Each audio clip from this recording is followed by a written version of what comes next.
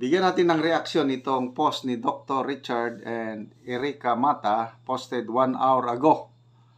I-share nila yung Sunstar Davao Post. Basahin ko. COMELEC Chairperson George Erwin Garcia said he called for an emergency meeting on Tuesday. Kanina. Ito ngayon, Tuesday. January 14, 2025 to decide whether or not to suspend the printing of ballots for the 2025 midterm elections.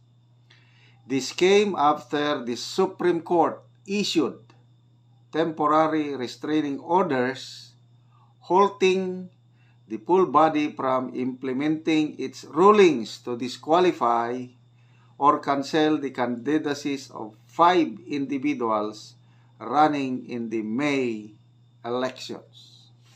Okay, so sinearch ko sino-sino yung 5. Bakit nag-issue ang Supreme Court ng temporary restraining order? Sino yung 5 dinisqualify ng COMELEC? Ito, sa GMA News Online. Supreme Court issues TRO on COMELEC disqualification versus Erese and others in election 2025. Published January 14, 2025 by Joanna Le Casilao, GMA Integrated News. Okay, so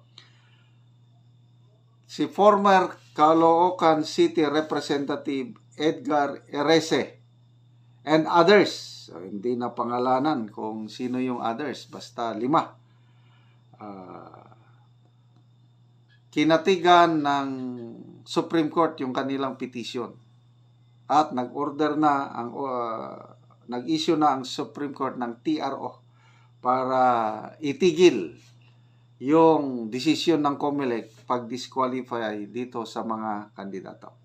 So, at a press conference, Supreme Court spokesperson Attorney Camille Ting said the SC ordered the full body to comment on Erese's petition with a non-extendable period of 10 days from receipt of notice.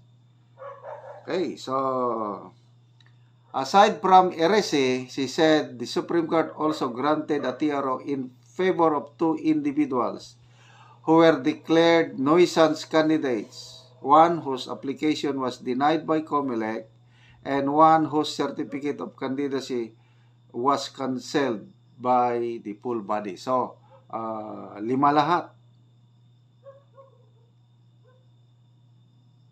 ang nanalong kandidato kasi kinatigan sila ng Supreme Court. I hope kasama na dito, yung si Nene Bacale, yung biglang nawala ang kanyang pangalan sa balota. Yung kalaban ba ni Speaker Martin Romualdez sa Leyte? Hindi naman siya na-disqualify. Kasama man siya sa official list of candidates. Kaya lang, nung lumabas na yung printed ballot sa Leyte, wala yung pangalan niya, Nene Bacale. So, pumutok yung balita, I think last week. I hope kasama na dito. Kung hindi pa, sana paboran. Kasi, sabi ni Atty. Vic Rodriguez, tinausap niyang mga lawyers ni Madam Nene Bacale, gagawin lahat ng mga lawyers all legal remedies para maibalik ang pangalan ni Nene Bacale sa balota sa Leyte, 1st District of Leyte. Okay. So ito, malaking panalo ng mga 5 kandidato at malaking sampal ito sa COMELEC. Kasi, paano ngayon? Nakaprint na ng balot. Wala yung pangalan nitong 5 kandidato.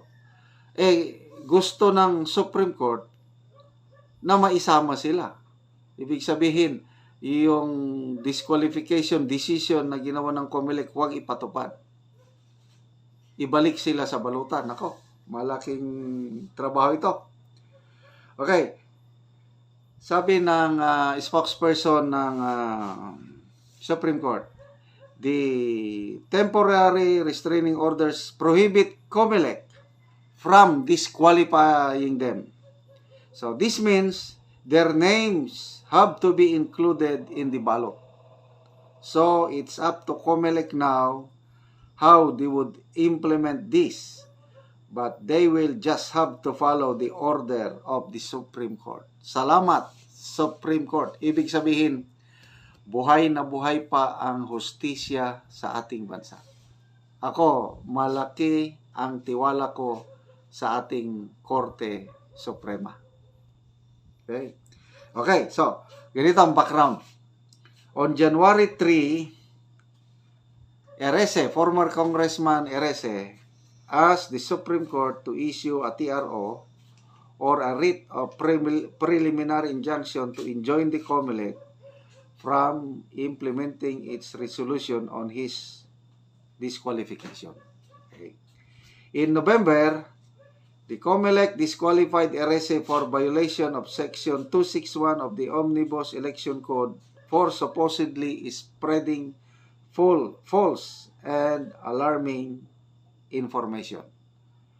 It affirmed his disqualification in a resolution released on December 27. Okay. Sought for his comment, COMELEC Chairperson George Garcia said the full body would have to find a way to comply with the High Court's order. Tama. Huwag niyong kontrahin ang Supreme Court. Delikado kayo dyan. Hanapan ng paraan sa malaking sakit ng ulo ito sa COMELEC at malaking sampal sa kanila. Kasi mali yung desisyon nila eh. Dinisqualify itong si Erese plus 5 others. Sabi ni Garcia, part of the process, we will have to find a way to comply with the Supreme Court directive. Garcia said he will call for a meeting with other officials to discuss whether the COMELEC should suspend the printing of ballots. So, sayang. Gastos na naman natin yan.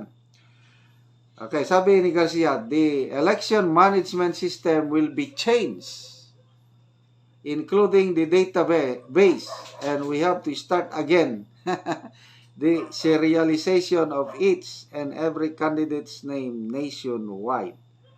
The COMELEC started printing the 73 million ballots to be used for the election last January 6. Nagsimula na.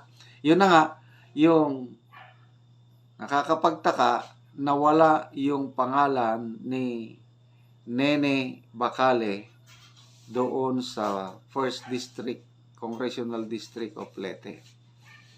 So, this is a welcome development kasi lalabas ito, magre-reprint ang COMELEC. Kasi yung 5 kandidato na dinisqualify ng COMELEC, nag-order ng COMELEC na maisama ang pangalan nila sa balota. So, reprinting, kaya gastos na naman ito. So, sinong magbabayad sa reprinting of ballots? Tayo ulit, mga tao. Dahil sa kamalian ng COMELEC.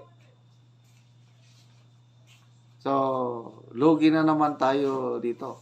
So, again, magpasalamat tayo sa Supreme Court dahil buhay na buhay pa.